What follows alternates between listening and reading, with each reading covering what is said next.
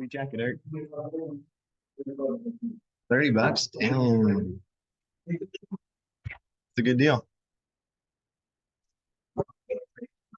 Thanks. Good eye. What's up, Cyrus? How are you? Pretty good. Thanks.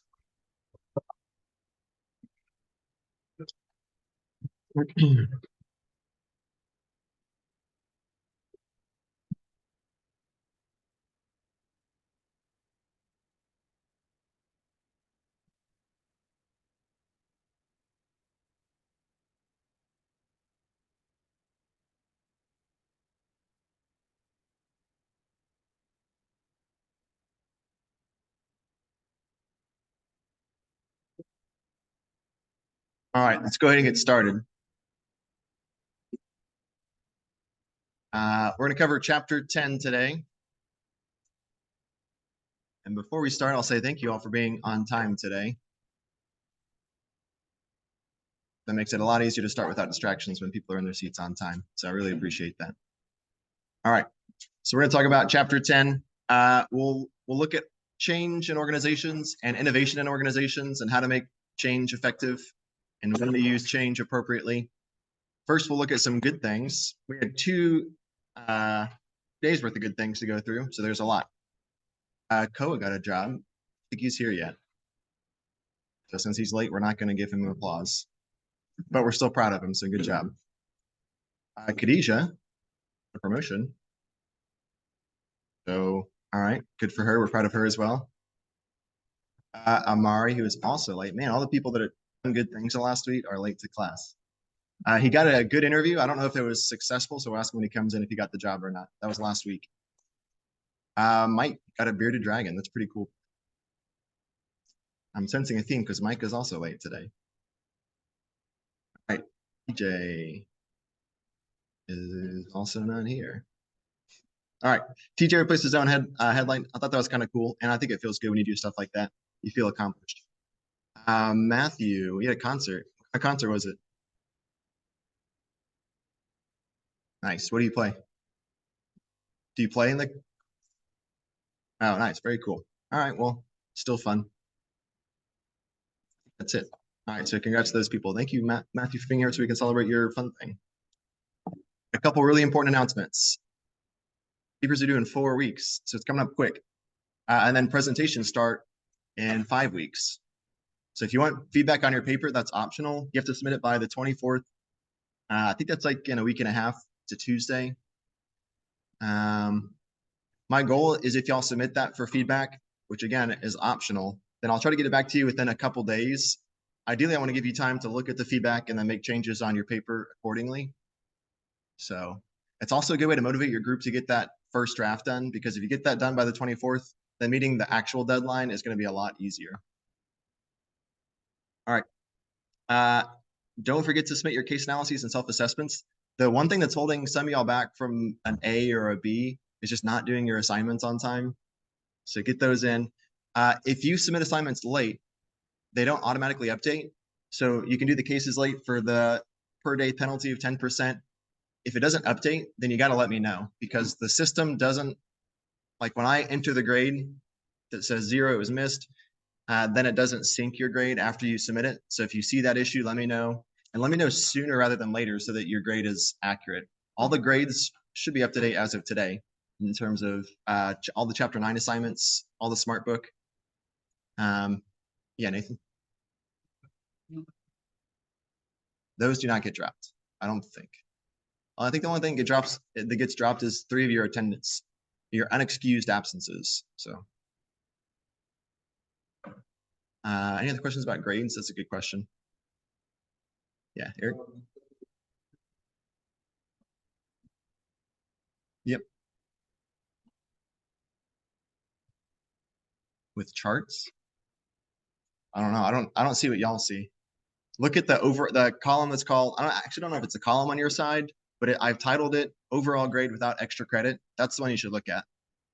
And then you add to that your extra credit. It's super janky because you can't just add the two automatically in Blackboard. You have to manually do that. So add your overall without extra credit plus the extra credit, and that's your grade. Some of y'all have like 2.25% extra credit already. And remember, you can earn up to 4. I think what I'll do is I'll make the last 4 chapters double extra credit, so a half point.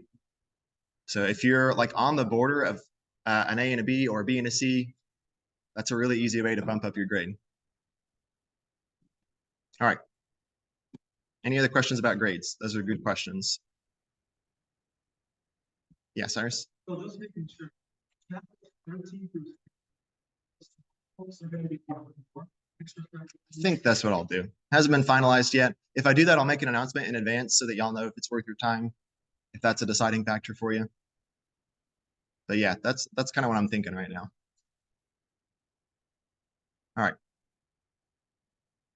Sounds good. Let's jump into chapter 10. So here are our learning objectives for chapter 10. We'll talk about organizational change. Then we'll look at a few approaches to change, including Lewin's model, which is a pretty famous model of change. We'll look at organizational development, which is a form of change. All these are forms of change here. Innovation. We'll talk about how to use innovation to benefit your competitive advantage as an organization. And then sort of at the end, we'll talk about why people resist change. So there's some interesting psychology in this chapter that can help us understand if we want to make a change within an organization or even within our own personal lives, why might people resist our change efforts? All right. So first up, let's look at the nature of change in organizations. All right. So what will you be called on to deal with as a manager within organizations? There's a couple things to think about that motivate our need to understand change. The first is that the marketplace is becoming more segmented and moving towards more niche products. That might be a consequence of globalization, which we talked about in, I think, chapter 4 or 3. But as a result of a more global market, products are more niche and they're more direct to consumer. The second point here, as a result of more competitors offering more targeted products, there's a new requirement for faster speed to market. One of the cool examples in the book was Hasbro Games has a whole team, like a whole division within the organization devoted to quick to market games. And one of their objectives is to like create a game and then within 2 weeks have that game on the shelves. So it's a pretty cool concept for getting a new product out there really fast. Some traditional companies might not survive radical change. A good example of this are taxi cab drivers. If you think about the radical change of using Uber as an app to call a driver, if the company, or rather, if a group of companies like taxi drivers aren't able to keep up with change, then they're going to become obsolete. And now, if you look on the streets, there are way less taxi drivers than there are Uber drivers. Offshore suppliers are changing the way we work. We've talked about how offshoring, in terms of labor and products and services, that obviously changes how we operate as an organization. The last point here is really important, that especially nowadays, knowledge is becoming more than just knowing things. So it's more than just information handling. My question for y'all is, what do you think it means to, or how could knowing things be different than just having information? Yeah, Kirsten. Yeah, you're exactly right. Can you go a little more in detail there?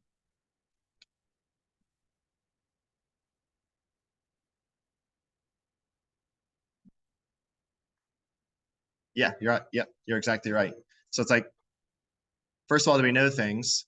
But Google knows everything, so we can just Google answers to questions. The hard part, you can market yourself if you can do the hard part, and that's like the critical thinking skills, knowing the right questions to ask, knowing how to connect information to solve problems in a new way. That's a very marketable skill. All right, let's talk about the types of change, reactive change and proactive change. So reactive is what the name sounds like. You're reacting to things as they come up. And a lot of managers refer to this as putting out fires. And if you are only reactive in your management, you're going to spend your whole day responding to emergencies, and you'll feel like you're doing a lot. You're like, oh man, I did a lot today because I solved a lot of problems. I'm the hero that everyone goes to for their solutions. But we have to think about, is that the most efficient way to problem solve? What the book is suggesting, or really what life suggests, is that being proactive tends to be more effective because you solve problems before they occur. The hard part is you have to plan ahead and think about what could be a potential problem that I might have to anticipate and then deal with. So if you think about the COVID-19 pandemic, that was something that nobody, well, maybe some people expected, but nobody was really prepared for. And as a result of that, like schools were offline for a good while. Jobs were out of the office for a good while, and it really disrupted everything. So my question, based on that, what we just discussed, is why do you think proactive change gives you a leg up over reactive change?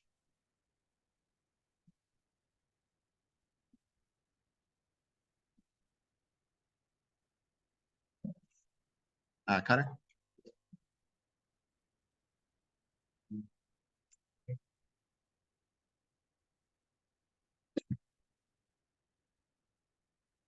Yeah.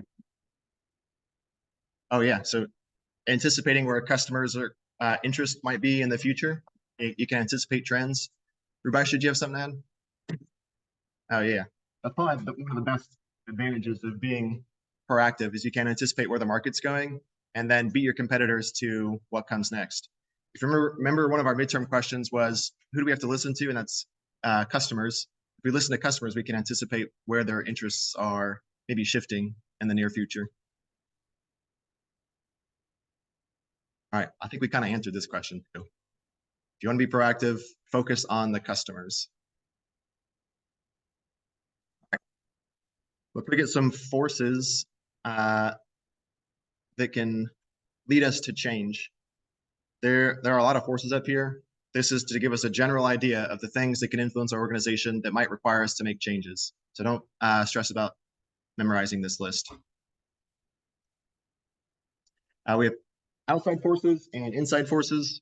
So some of the outside forces we might want to think about are demographic characteristics. So for example, like what's the population doing right now? If maybe our demographic makeup of our country is getting younger and younger, then maybe they're now prioritizing like sustainability and DEI. So maybe we should shift our focus there as an organization as well. Here's something that's always an issue. So social and political pressures such as war, that could influence how we do business. Inside forces, I actually don't like how I broke these up in terms of HR concerns and manager concerns. There are really concerns for both HR and managers and leadership in general. But on the HR side, we're thinking about ways to motivate staff to work harder. Remember, that was our focus of Chapter 9, motivate people. So if there are unmet needs of our workers, do you remember Maslow's hierarchy of needs? They say if you don't meet people's basic needs and they're not going to be their most fulfilled and productive person. If I'm the HR manager within my organization and I realize people don't have their basic needs met, then I might need to make a change to say, all right, how can we as an organization fulfill those basic needs? Okay. All right. So all of these things lead to a need for change. Kind of the idea here is that there's a lot of things to consider. If you think back to like the different levels of planning, remember how the top level management, they do a lot of forward thinking when they plan. They're looking at like 3 to 5 years in advance. One of the reasons that CEOs get paid so well, upper management get paid really well because they're able to look at all these various factors, and it's a lot of things to look at. And they're able to say, here's the most important thing that we need to focus on for the next 5 years. That's a very difficult skill to develop. All right. Let's take a look at forms and models of change. A few different ways to look at change. The first thing to think about is how threatening is our change. The terms here are not important. So don't worry about learning adaptive change and innovative change and then radically innovative change. That's not very important to learn. What's important to learn is that there's different levels from least threatening to most threatening. And generally speaking, it has to do with how novel the change is. So if I'm using what they call adaptive change, that's less threatening because it's more similar to things that we've seen before. So for example, if we use the lifeguard company, Sela Aquatics, we have this policy where if a guest walks in, you have to greet them and say, how's it going? Can I get your member number? I might say, all right, next week, we're going to start this new process where you say, good morning. How was your day? And you ask them 2 questions before you ask for their member number. I don't know, something little like that. I'm not actually changing a process radically. I'm just saying we're going to update this with a little bit of a tweak. And that's very unthreatening because it's very similar to what we have already been doing. As we go more threatening, we get more innovative. So we might be just doing something totally new for the company, or even something new for our industry. But basically, the more novel it is, the more threatening it is. Okay. That's the takeaway. I gave away that answer already. Takeaway message is the more novel, the more threatening.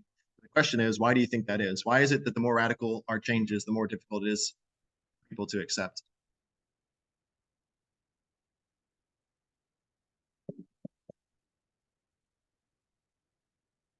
Connor? Can be oppressive.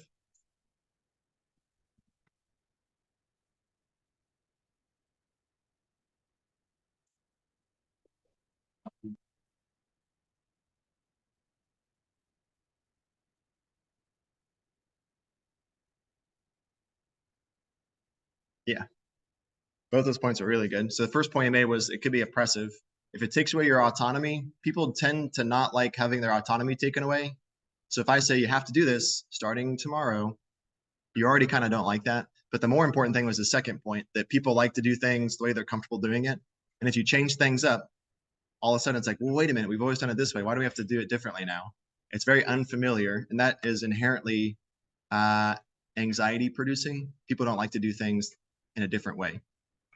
So part of our job as a manager or as leaders within organizations is to help people get comfortable with change, and to help them like make it the new norm. That's what Lewin's model talks about. So his model suggests 3 stages for helping people overcome their fear of change. The first stage is unfreezing, where we create a motivation to change. Then we change, we do whatever change it is we had proposed, and then we have to refreeze into this new normal. I actually want to show y'all the graphic. It has the same text, but it looks better. Here are our same 3 steps. We unfreeze, then we change, then we refreeze. My question is, which of these steps do you think is the hardest?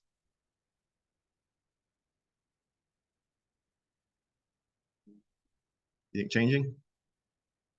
It might be, yeah.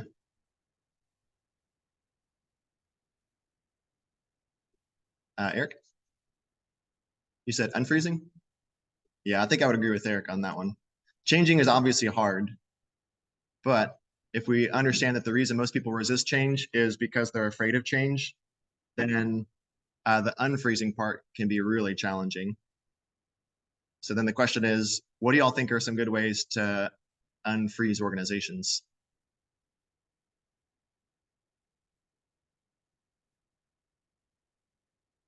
Let's go, Eric.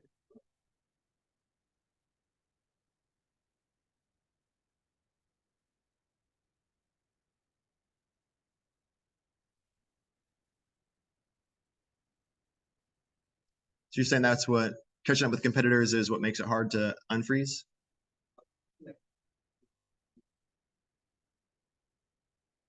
I guess you could tell your staff like, hey, we're falling behind. We got to change, y'all, else we're going to be out of business. That's true. Connor?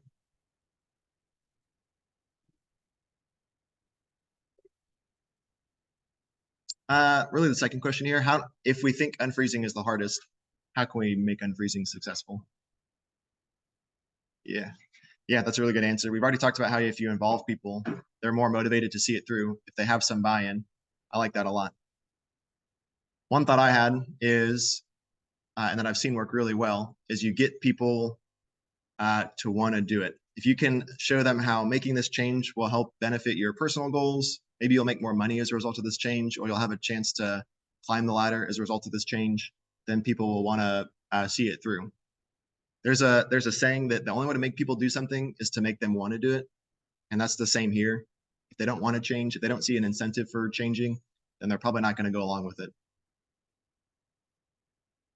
All right.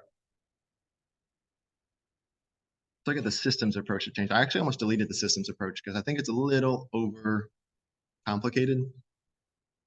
However, it should look kind of familiar to our systems theory of management. If you remember that from chapter 2, the benefit of looking at things as a system is it helps you diagnose, like, where can I be really targeted with my efforts to make sure that this is successful? And with the change process in particular, there are really 5 things we can look at to make our change successful: the inputs, the target, the outputs, the feedback, and the force field analysis. So the inputs, we're asking ourselves questions like, why should we change? And how willing and able are we to change? So before I engage in a change effort, I might say, like, all right, I want to make this pretty radical change. Do I think my employees are up for the challenge? And if they're not, maybe I should just not even try. Actually, let's look at this graphic as we discuss this. What's the inputs over here? We have at our disposal to make this change successful. The second thing, what's our target of change? That's like, what do we want to change? That's a pretty straightforward concept. So do we want to change people? Do we want to develop our human capital? That'd be like changing our people. Do we want to change the org arrangements, like our structure, change our methods of doing work, or social factors? That's probably the hardest to change. Social factors include culture, which we've talked about already. If you want to change the culture of an organization, that's really challenging to do. We also want to consider the output of our change. What do we anticipate is the, like, what's going to be different after this change if we're successful? And then, as always, feedback is an important part of the process. So if we make a change effort, we have to measure the outcomes. We have to see if that compares with what we anticipated, and then see if maybe we need to, like, try it again. Was our change successful or not? And if it was not successful, why was it unsuccessful? Because if we're going to try it again, we have to understand, what do we need to do differently to make it successful? The only thing not on this graphic is the force field. So let's go back a slide and look at the force field analysis. Force field is basically external factors that can influence our change efforts. So remember, we talked about, like, socio-political factors, including war. If there are things outside the organization that are going to influence the likelihood of success, then we have to account for that, because sometimes things are out of our control when it comes to making the desired change. So, all right. Any questions so far? Good. So let's go on. We'll talk about organizational development, abbreviated as OD. This is essentially a type of change. There's an underlined definition, so you probably want to write this down or highlight it. Organizational development is a set of techniques for implementing planned change to make people and organizations more effective. This is actually a career. So some people will go into a career of organizational development and they get paid pretty good money. At some universities, there's a program called OD. You can major in organizational development. So some of the things those people do as organizational developers, they improve individual, team, and organization performance. So they might give coaching for HR staff. They might run HR interventions to help develop human capital. Revitalizing organizations. Y'all ever seen the show? Like Nightmare Kitchen, I think, is a good example, where he goes into a kitchen and it's a shit show. He's like, all right, let's turn this around. That's pretty cool to watch because he'll actually save someone's business. So that's an example of OD. And then adapting to mergers. Mergers and acquisitions are very challenging change for organizations. Because if you think about, like, you belong to organization B and you get bought out by a larger organization A, like, all the culture and identity that you're used to in your organization is going to be way different. And now you have to fit into this new context. And with organizational development, we can make the transition a little smoother. All right, so what does the process look like? Surprise, surprise, it's a 4-step process and it loops. All right, so the 4 steps are diagnose, intervene, evaluate, and feedback. Look at feedback. This is almost exactly the same as our FIND model from problem solving.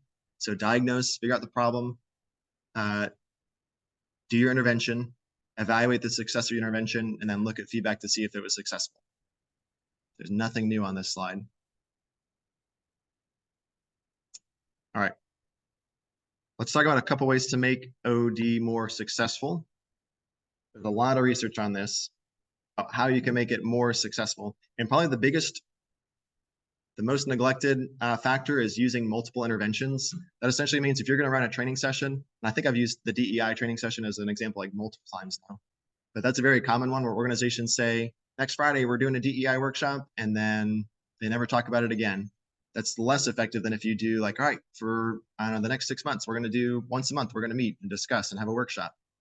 If you do multiple interventions, the chance of that change sticking goes way up. Whereas if you do it once, it's kind of just signaling like, well, we're doing this just to do it, and then we'll check a box, and then we'll move on.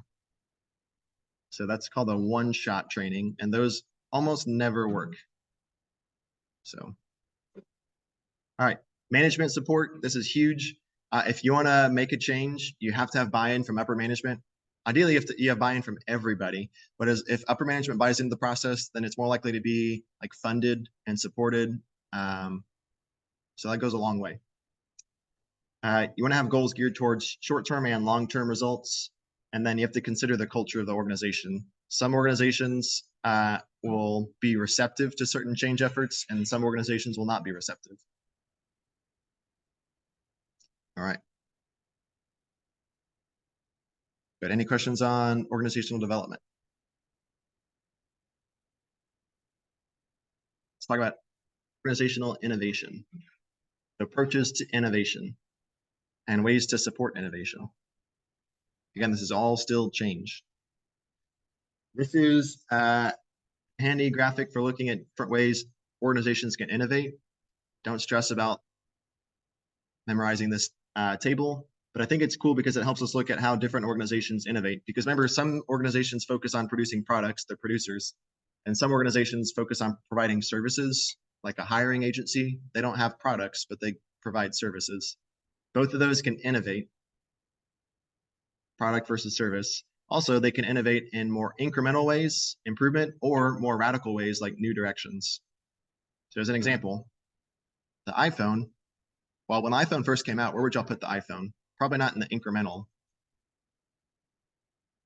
Probably in the radical.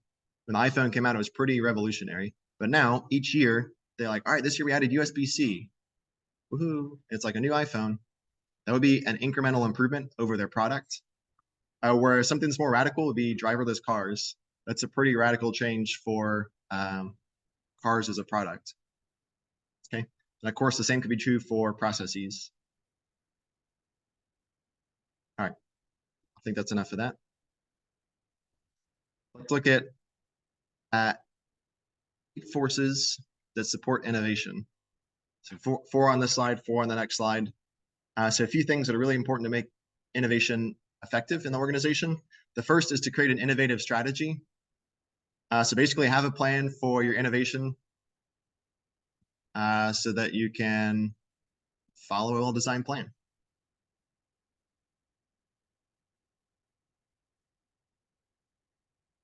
Are you guys in 340?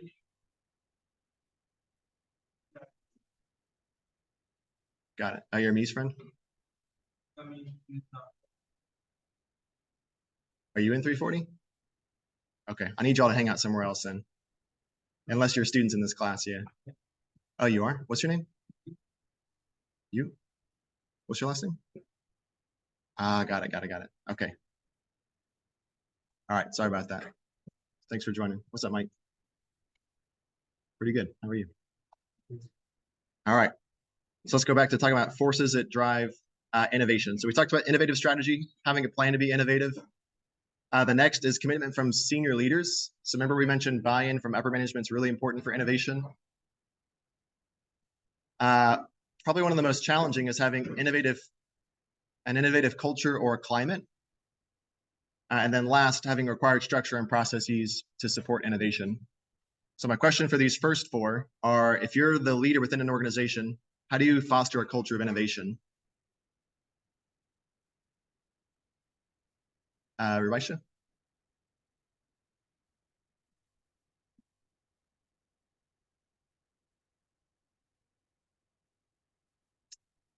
Yeah, that's a really good idea. So encouraging brainstorming. Some people have really good ideas, but they're introverts, so they don't speak up. And then if that's the case, we only hear from the extroverts, and extroverts don't always have the best ideas. Sometimes they do, sometimes they don't. So brainstorming is a good idea. Any other ideas for creating a culture of innovation?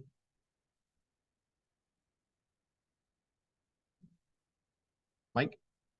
Just creating a full like ending year vibe. Yeah. You know, kind of like speaking to some people, you instantly get what to just say. And I don't know, finding some way to, especially new hires and stuff like that. Leaving stuff. Yeah, that's huge. That's actually the one thing I wanted to recommend to y'all is creating an environment where people feel safe to speak up. There's a term for that, and the term is psychological safety. If you create an environment that is rich in psychological safety, then people feel free to share ideas. There's a few ways we can do that, and probably the best way is, well, y'all heard the saying, there's no dumb questions. I don't totally agree with that. I think there are some dumb questions. But in general, if you're the leader, you don't want to shoot people's ideas down.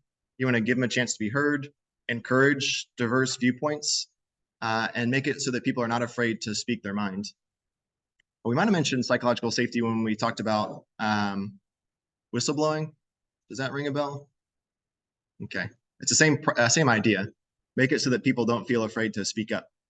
Also make it so people don't feel afraid to make mistakes. This is probably one of the most common, especially for new employees, is that if people are afraid to make mistakes, then they're going to be really conservative with their actions, and people are not their best performers when they're being conservative. You ever like watch a football game and you think this team's playing not to lose? Like they had the lead in the fourth quarter. And it's like, come on, y'all, just keep playing the game. But they play defensive and then they lose the game. That's very frustrating to watch. All right, so that's the first four. Let's look at the last four forces that support innovation. There's only three more, so 7 total. All right, so developing necessary human capital. That involves training our staff. So developing their knowledge, skills, and abilities, or the KSAs, so that they can contribute to performance. Having human resource policies, practices, and procedures. And then having appropriate resources. So like providing support to like fund change, for example. So my question here is, what are some HR policies that might enhance innovation? Maybe things we learned in chapter 9 that can enhance innovation.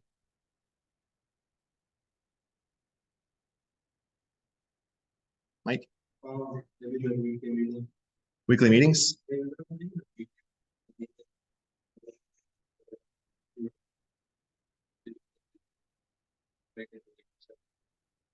Yeah, just like regular check-ins, that could work. Yeah, I could see that. Any other ideas? Arlette?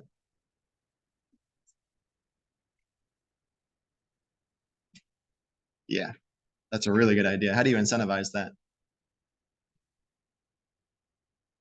Do you have any ideas for incentivizing innovation?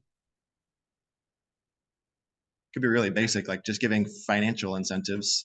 So I could tie bonuses to people's innovative performance. I could say, if you come up with a really good idea, this is pretty common in like tech companies, for example. You come up with a cool new product, you might get a bonus for that product. Okay. Other ways to incentivize. Well, actually, one first about hiring process is just hiring people that have a track record for innovation. So during the screening process, we're prioritizing that. We can also incentivize things by putting it on the performance evaluation. Remember the saying, what gets measured gets done. If I tell people that you're going to get measured on your innovative performance, then they're going to work harder to be more innovative. And then just like Arlette said, providing incentives. All right. These are the 7 forces. This might be the most useless graphic in existence, but essentially there are 7 things that influence innovation. And collectively, they're known as an innovative system that produces innovation. All right, so there's that. Let's look at the threat of change. So I think this is probably the most interesting part of this. Why do people resist change? And what are some ways we can help them overcome their resistance to change? The first part of this is understanding that there are 3 sources of resistance. There are employee characteristics, there are change agent characteristics. So that might mean leadership as the change agent has some characteristics that are causing resistance to change. And it could be the relationship between the change agent and the employee. My question for y'all is, which of these do you think managers tend to pinpoint? If I'm thinking like, man, my change isn't working, where do they usually point their finger?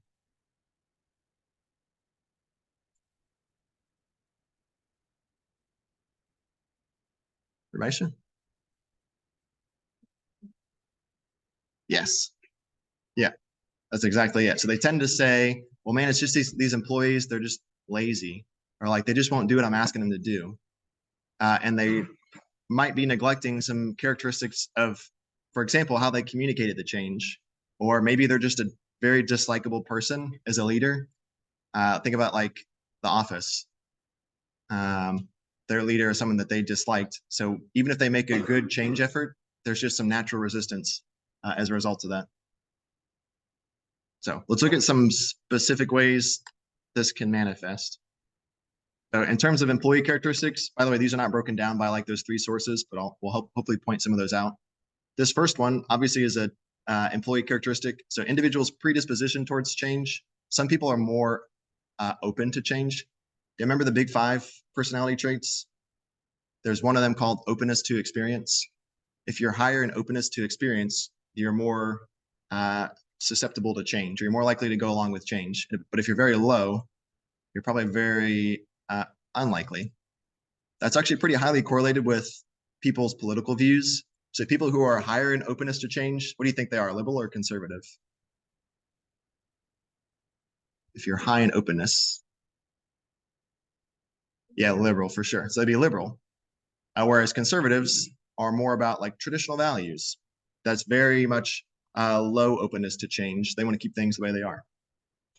All right, so that could influence people's resistance. Everybody has some bit of fear of the unknown. If you remember our cultural dimensions, one of them was, I'm blanking on the name of it now, but it's like, how willing are you to accept uncertainty? Uncertainty acceptance, I think, was the name of that dimension. And in certain cultures, they're more okay with being exposed to unknown situations, whereas in other cultures, they're not. Climate of mistrust, that could be a result of the change agent. Maybe it's somebody that you can't trust as a leader because they're not true to their word. Fear of failure, fear of job status or job security being impacted by the change. That's a pretty big one. If your employer says, all right, y'all, we're going to make a change in how we, do X, Y, and Z. If that puts your job at risk, you're naturally going to say like, well, I don't like this change, of course. Peer pressure, disruption of cultural traditions, personality conflicts. This is more about if you remember this part of one of our sources, change agent / employee relationship. If I have personality conflicts with my leader, I'm going to probably resist whatever change efforts they're trying to impose on me. Lack of tact or poor timing, and non-reinforcing reward systems. Okay. So I think a big takeaway from this list of reasons why people resist change is that, for one, don't assume that your employees are lazy.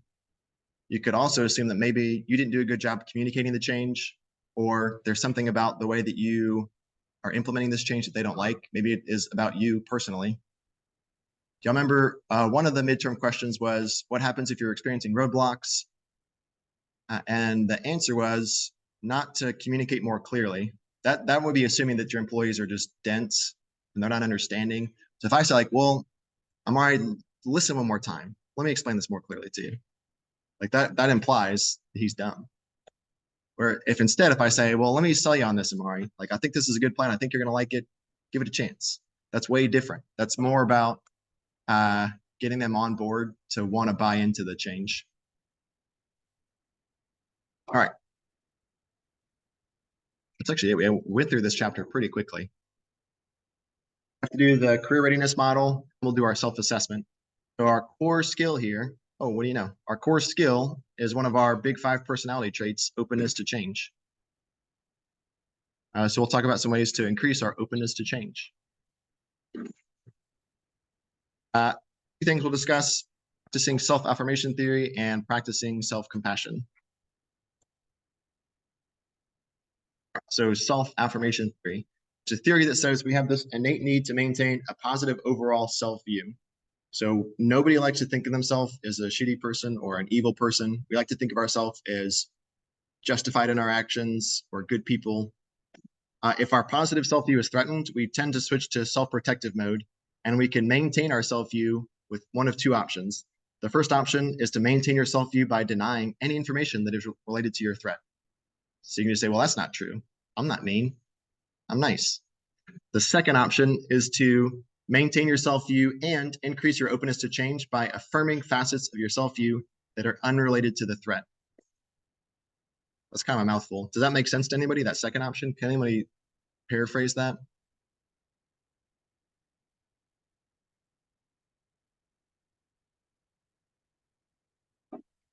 So what do y'all think it means to affirm facets of your self-view that are unrelated to the threat?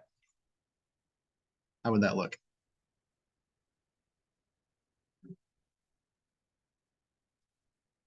All right, I'll paraphrase it for you. So if let's say I give a wrong answer to a question and I feel stupid, people are like, well, you're stupid. Maybe they're not being they're not overtly calling me stupid, but let's say I feel stupid. If I can affirm other parts of my self-identity that I'm proud of. So for example, I'm a hard worker. Like, man, I got that question wrong. That was dumb, but I'm a hard worker. I can still maintain a positive self-view and also be open to the fact that I can change. Maybe I should have studied more to answer that question correctly. I don't know. But whatever it is, you can recognize that maybe you weren't stellar in your performance of whatever it was, but also don't neglect the fact that you have other positive attributes. So don't let one embarrassing moment define your self-view. That's really important. That's also hard to do, to not let that happen. Something that will help if we practice self-compassion. This one's a little more self-explanatory. If we are kind to ourselves, if we're forgiving, if we make mistakes and we're okay with that, we're not penalizing ourselves abusively, that'll go a long way to helping yourself maintain sanity. Okay. One of their suggestions is to maintain or to practice mindfulness meditation. I think we mentioned mindfulness a few times now, but it is super helpful, especially for trying to keep out the negative, like self-doubt and self-criticism. Those thoughts are never helpful. They're very easy to feed into because like it's easy to beat yourself up. It's very hard to shut those thoughts out, but if you're able to do that, it's very helpful. So, all right, let's take 5 minutes. We'll do self-assessment 10, and then we'll discuss.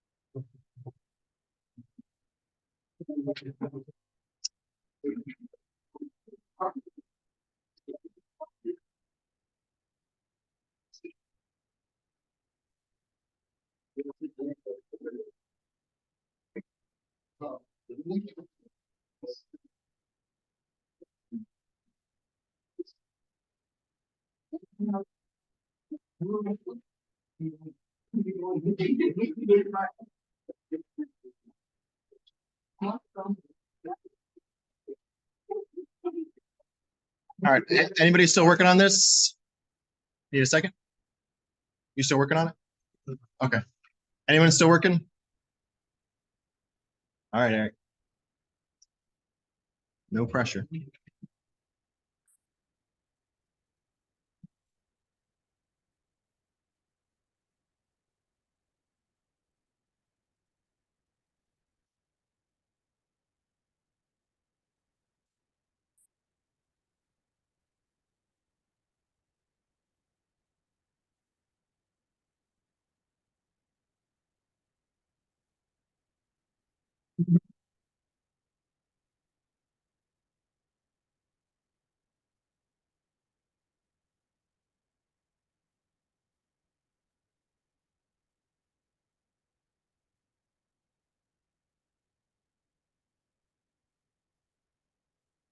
All right. Let's go ahead and discuss. All right, so this is our our adaptability. Question, who is high in adaptability? Ooh. All right. Who was, let's do moderate next. Okay. Anybody low in adaptability? Okay. All right, so a couple questions. They give you a higher, low, or moderate score overall. There's actually subdimensions of adaptability. So there are things like handling emergencies / crises. That's one facet of your adaptability. You might be really good at emergencies, but you might not be so great at cultural adaptability.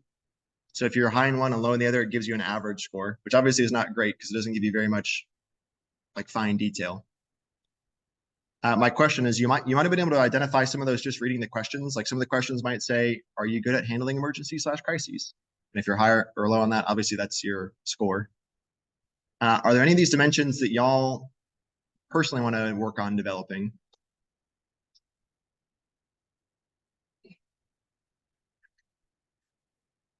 Maybe because they'll be beneficial for college or internships.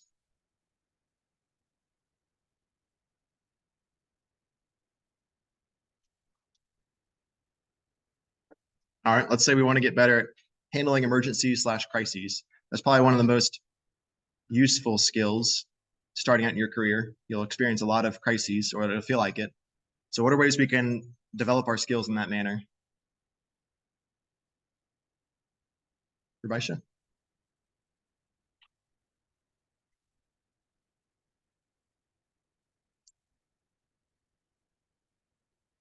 Yeah, just being proactive is really huge. You can a lot of times anticipate crises, so they're not so not such an emergency. Any other thoughts on that? Developing that skill? Yeah, Sydney?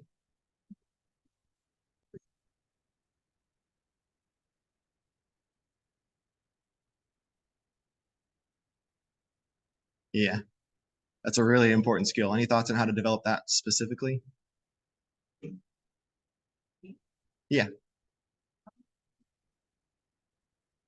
Or like,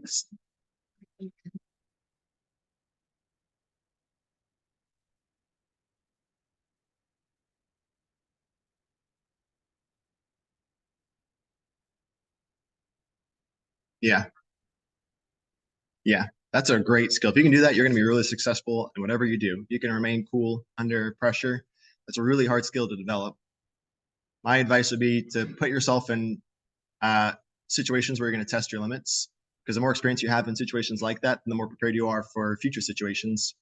But also, one of the things we just talked about was not letting your self-defeating thoughts take over. So trying to block those out will help you stay focused on, like what Sydney said, what's most important in the situation. A lot of times the self-criticism distracts you from what's most important. All right, last question. It might not always be great to be super high in adaptability. What would it look like if I'm too adaptable? How would y'all describe that kind of person? Yeah, people pleasing, that's a good one. Yeah, like wishy-washy. They're just going to go with the flow and they're not going to stick up for what they believe in. Maybe they're not very principled as an individual. Why? Yeah, yes, man. Yep, or yes, woman. All right, yeah, you can be too adaptable. So the question is, how do you strike a balance between being a people pleaser while also being flexible? Any thoughts on that?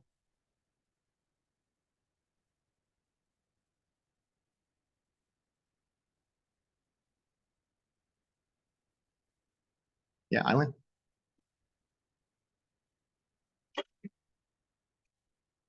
Yeah, I like that a lot. So like have your opinion, speak up, say your opinion, but also be willing to listen to other people's opinions and uh, be willing to say that their opinion is better than yours. That's really tough. But if you go into a conversation saying, like, I'm right, no matter what they say, I know this is the best approach, then you're going to be very unopen to change. Yeah, so it's a good idea. All right. Very cool. I think that's it for today. Any questions or thoughts, last thoughts on innovation or change? All right. I'm going to put up the attendance. I have one request before I put up the attendance. We've had more and more people showing up after the start of class, like significantly after the start of class. And it's very distracting for this people who are here trying to listen. It's also tough for me to present while people are walking in. So just request that we all get here at 2 o'clock moving forward. We might start taking a second attendance at 2 o'clock. So please be here on time. If you have something going on, let me know. If there's a reason why you're late, that's fine. I understand. Just let me know. All right. Thanks, y'all.